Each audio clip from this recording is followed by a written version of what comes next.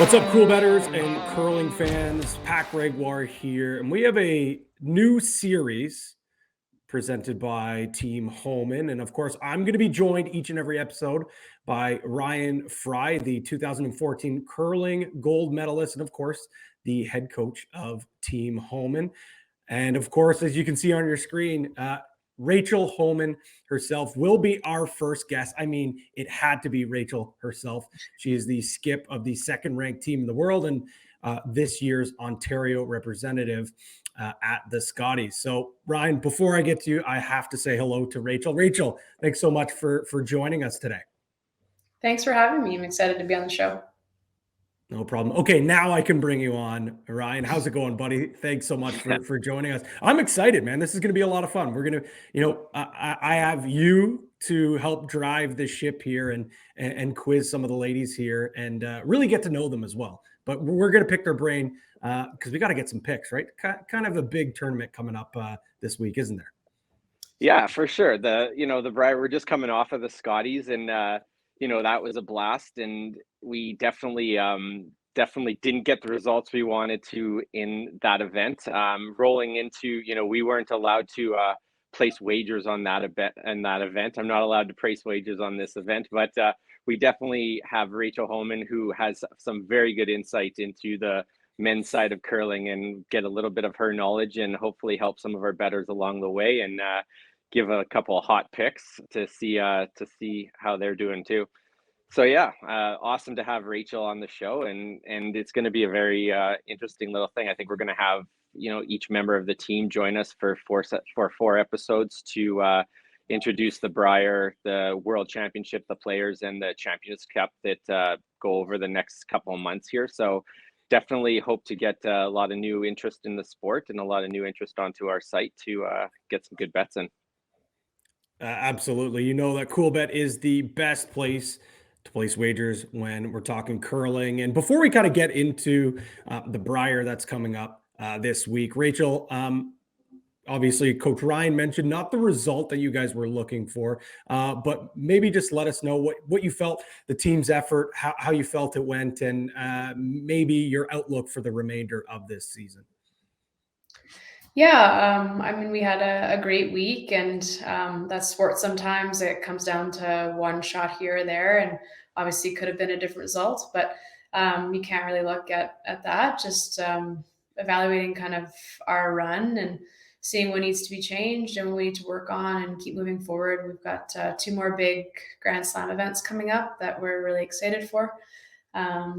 Probably see a new player in the last couple of events just because Sarah's pregnancy is getting pretty far along, and so she'll be cheering on hard, but won't be able to play with us. So maybe we'll have to do a podcast revealing who's playing for the next couple.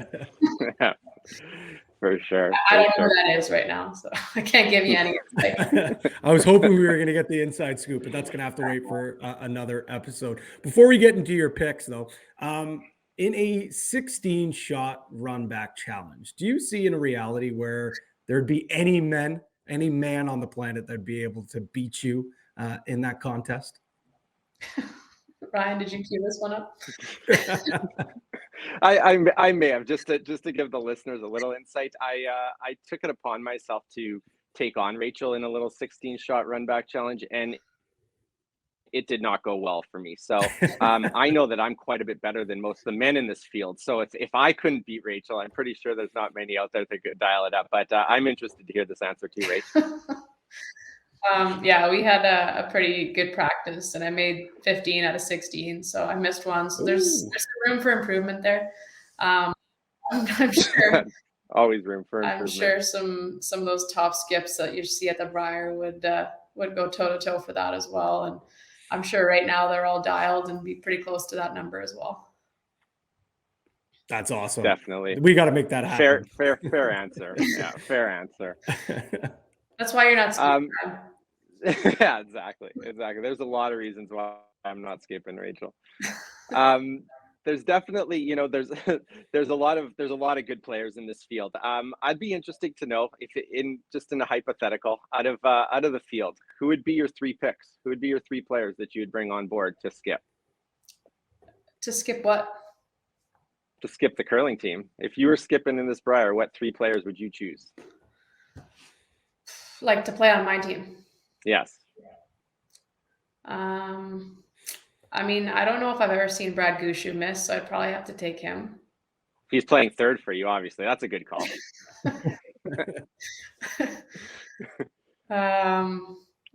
My mixed doubles partner's out there, so I'd have to grab him.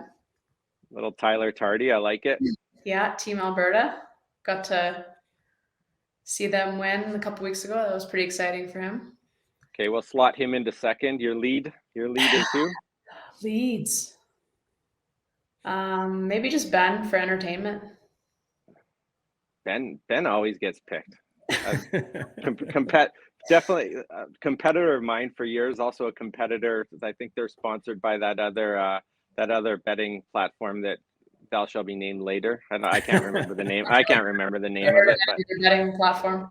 Yeah, I can't remember the name of it. But all right, good pick. I mean, if anybody missed and snap a broom, I think that'd be entertaining.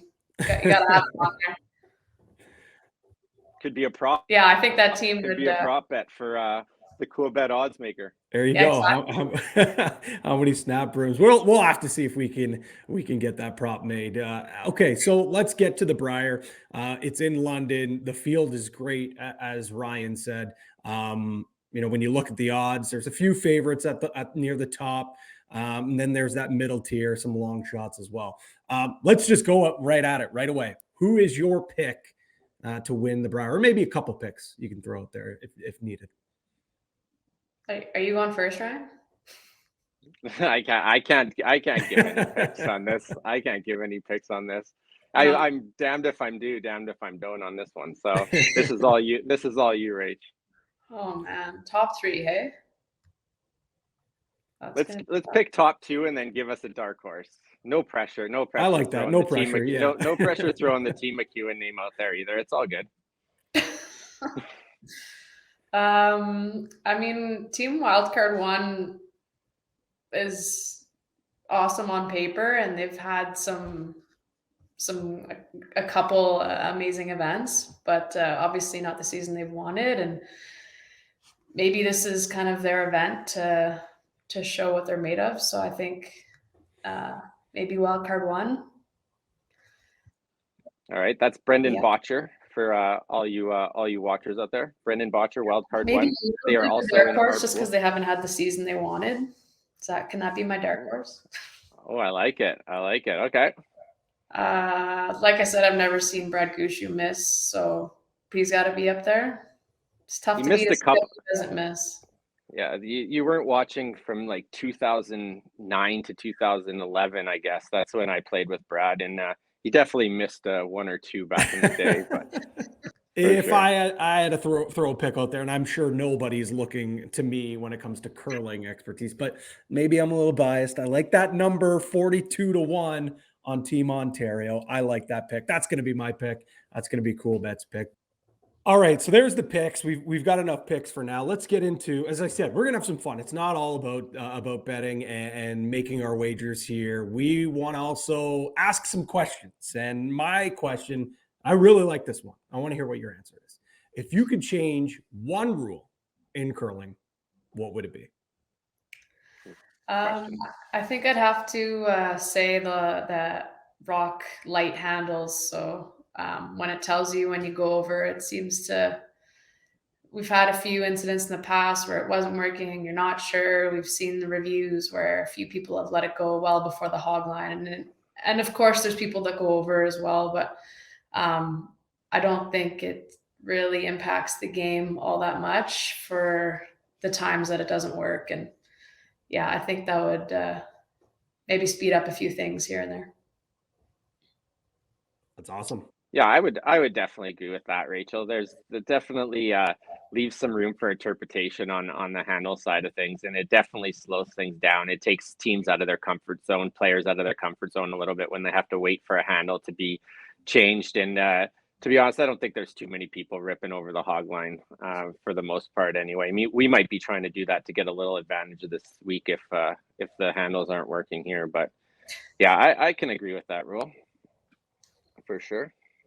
It sounds like it would probably improve the viewer experience as well. Although I will say, as a new curling fan, I think there's not too many games that's better to watch on TV. I think the coverage is absolutely awesome, and again, it's such a fun game to get involved with, especially when you have a little bit of money on the line. Certainly, like makes it a little more interesting, but definitely a fun game, especially to watch on TV. So, Ryan, is there a question you want to pop in here? Yeah, Rach, what would be, we know that well, I know personally that you like to drop a wager every now and then on the Coolbet platform. What would be your sport outside of curling? Because I know that we can't partake in too much betting on the curling side of things. We just got a little bit too much knowledge. What would be your next best sport that you would drop a buck or two on? Probably football. I like hockey. I like watching it, but it's pretty tough to bet on hockey. I'm in a couple of football pools and just enjoy putting a wager here and there. I sadly don't have like a home team I cheer for, but that's why I just put a couple dollars here or there and make the games interesting. Well, I saw you had a couple picks in the playoffs, and from what I saw, it looked like it turned out pretty well. So maybe Jake and myself have to start bringing you on our football pick show because probably have a better record than both of we do. So Tough during the definitely. season to get in enough bets because a lot of times we're playing on the weekend when all the action's happening. But so maybe I have less bets than you. That's why my percentage is better. You can tell yourself that it's but the record's not great. Let's just leave it at that. I wanted to. Sorry, go ahead, Ryan. No, you go ahead. You go ahead. I wanted to. We kind of already talked about it, but what was the biggest lesson that you learned about yourself in this new position on the team? I think just the different roles I play, the different responsibilities, just finding that spot and helping others in before they're throwing and the timing of conversations and things like that. That's something I've had to learn. And I mean, no matter what team you play on, that's something that you have to learn to help them. Whereas when you're the skip and a little bit far removed, there's a lot less impact on how things are done at the other end. And you're mostly focusing on mapping the ice and things like that. So I've had to rely a little bit on Tracy or other throwers for ice mapping. And then obviously as well when I'm throwing, mapping the ice. But yeah, just a few extra rules that I haven't done in the past that has been kind of fun to learn and kind of a different role and different thing to focus my attention on. That's awesome. And you've done a very good job on it, Rach, coming from the coach's point of view. I think that's one of the coolest things about being a part of this team is just seeing the dedication, Pat, to excellence. And it doesn't matter what position these ladies find themselves in. They're really dedicated to just being the best athletes possible. And, I have no doubt that with a lot of hard work that a lot of good results are coming in the future. So no doubt about that. It's like I said, as someone who is relatively new curling fan, it's remarkable to see how much talent and athleticism is out there, each and every event. It is pretty remarkable. Now, Rachel, I wanted to know, again, curling obviously has such a rabid fan base and, it has such a great following within the curling world. What does curling need to do to get to that next level and start growing the game, within new fans and even some younger fans as well? I think, making it more exciting at venues and maybe adding music or adding fun things at the venue itself to get people to come out and see how interesting it is to watch, whether it's having more interactive things with the colors themselves or whether that's like in-game entertainment, kind of like hockey games or different things like that. Might be some ideas to help get people coming out to watch, because I know a lot of people are still watching on their TV at home, but it's still pretty fun to come and I think they're missing that piece. If you're a new curler and you're coming to the event, you might not understand what's going on. So maybe helpful tips here and there on the Jumbotron, things like that, where fans can learn about the game, maybe try it out, those kinds of things. That's awesome. I love that idea. I think we might need to get you in venue, just emceeing a few of these events, Pat. Get a few wagers going during the games. We need a little hype man in there. We've got a couple in there, but they're aging out a little bit. We need some new blood in there for sure. Sign me up. I'm absolutely dying to get out there. I'm hoping to get out to London at some point to watch the Brier. But again, you guys mentioned it. It is a crazy time of the year with the schedule coming up. So I know there's a tournament coming up in Toronto. I'll be absolutely showing my face there, and I'll be rooting you guys on, no doubt about that.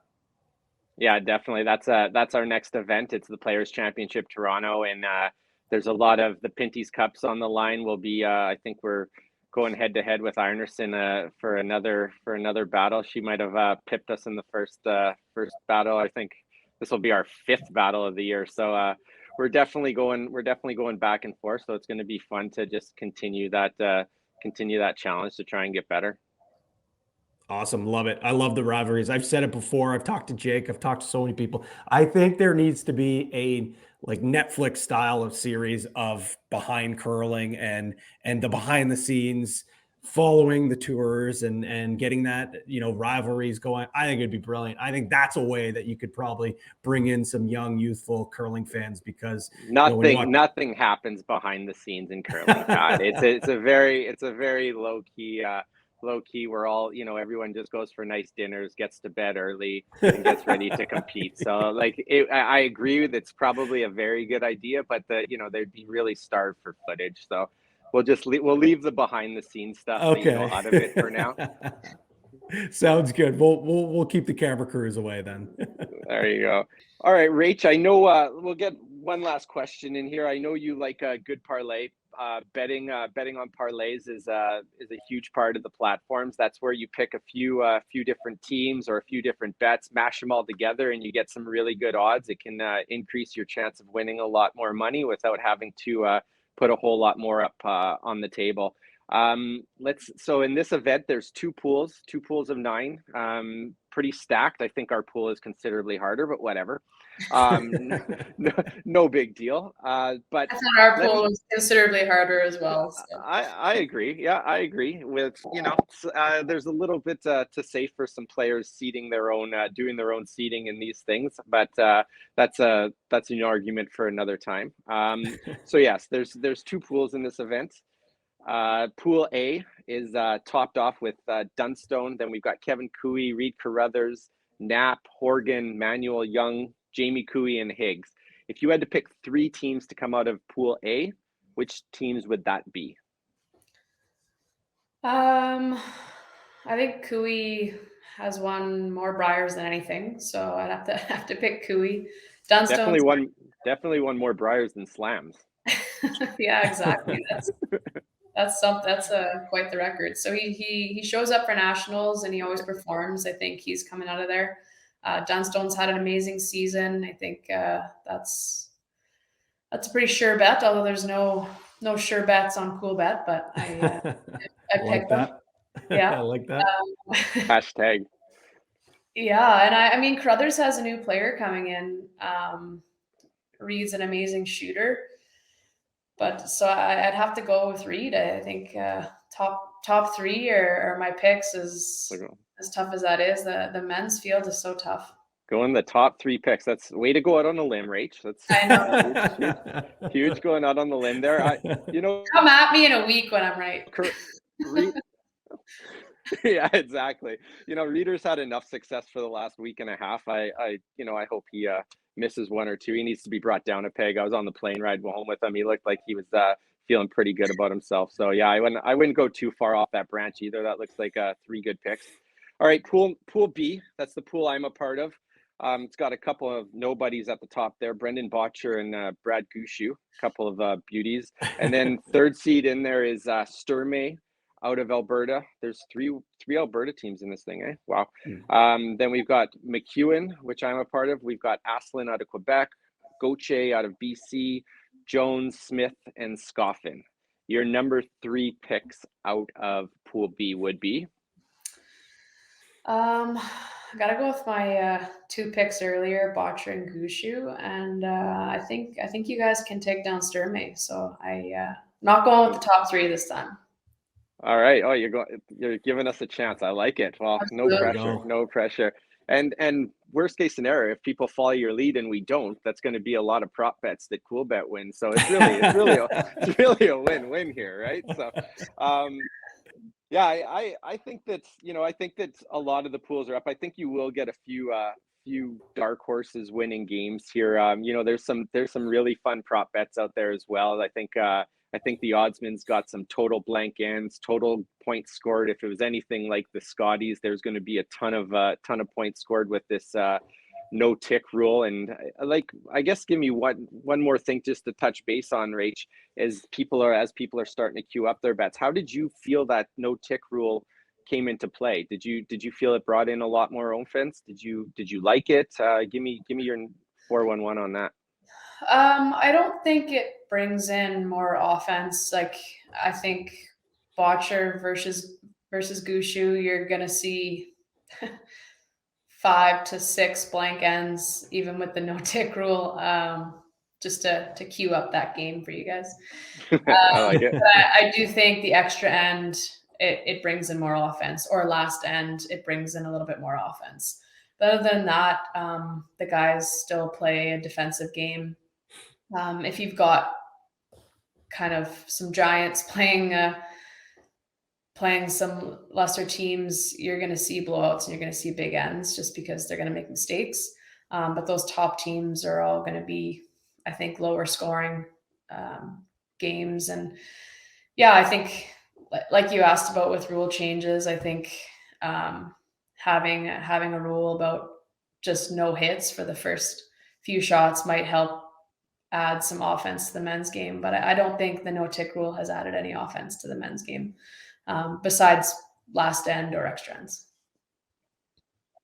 Yeah, I did see, there was quite a few points scored in the Scotties, but I tend to agree with you. I think that I'm interested to see what sort of effect this has over the next week. And I think it's a bit of a moving target to try and dial up our game, to the perfect level. There's a lot of opinions out there, but yeah, it's definitely going to be an interesting week. And I think having your insight is definitely going to help a few bettors out there get a few wins, hopefully. I think Gaucher might upset a couple teams here, just as an early pick. Yeah, I could see that too. I saw him he was on the plane supporting Team Manitoba there. He was in the stands all week. So yeah, you can see there's a lot of new blood energy coming into this Brier, which is when you see that, it's definitely the competitive juices start flowing really aggressively. So I think there's going to be a lot of testosterone being thrown around this Brier, and it could get interesting. Maybe get that prop bet for the snap brooms. number of F-bombs on TV. Definitely taking Benny Heebs on that one as well. But yeah, it's going to be an exciting week, and thanks so much for taking the time out of your day to do this with Pat and myself. It's it's going to be interesting to do this over the course, and we're definitely coming back at you to see how these picks played out. So yeah, there could be at the end of the week. I'm excited to show you my picks. Oh yeah, I don't know if you could see me off camera. I was writing down the picks. I'm riding with you. I'm taking your picks. So no. let's hope this works out well, or I might be knocking at your door. No, I'm just kidding. I'm stressed. Yeah. All right, awesome. Well, Rachel, thank you so much for joining us. This was a lot of fun. I think we're gonna have to do this again sometime soon. And to my new co-host Ryan, thank you again for joining. We're gonna be rooting hard for you and Team McEwen during the Brier. And of course, we have some more episodes coming up with the rest of Team Homan. So everyone for tuning in, we want to thank you very much. And of course, if you are looking to get in on the action at this year's Brier, of course, you can head to Coolbet and check out all the pre-tournament props. And the tournament's going on now. Each and every game is available with different odds and different props for those games as well. For everyone here with Team Homan and of course, Coolbet Canada, I'm Pat Gregoire. Thanks for tuning in. We'll see you soon. Thanks, everyone. Thanks so much for having me.